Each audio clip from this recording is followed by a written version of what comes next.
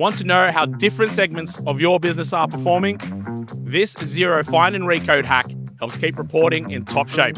First, get organized with tracking categories. Create one for your business segments. For example, as a property manager, create a properties category and add each address as an option. Next, head to Find and Recode. Click Add a Condition. From here, search for transactions with no property assigned. Select one or all, choose the property you want to recode, click Review, Confirm. No more one-by-one fixes. Next, head to Reports and open a financial statement.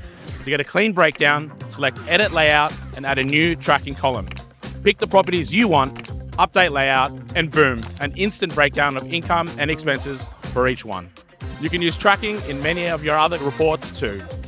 Less guesswork, more insights. Now that's a smarter workflow for your business segment tracking in Xero. For more Xero tips and tricks, visit the X Hacks Hub.